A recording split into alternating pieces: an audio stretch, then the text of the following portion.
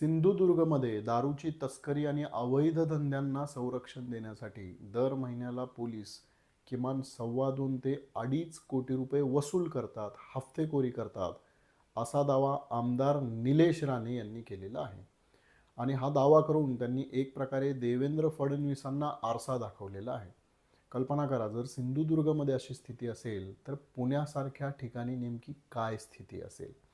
देवेंद्र फडणवीसांनी निलेश राणेंच्या दाव्यावरती उत्तर द्यायला हवं. त्यांनी हे सांगायला हवं की महाराष्ट्रामध्ये अवैध धंदा करणारे, दारूची तस्करी करणारे हे भाजपचे कार्यकर्ते आहेत, म्हणून त्यांच्याकडे दुर्लक्ष केलं जातंय का?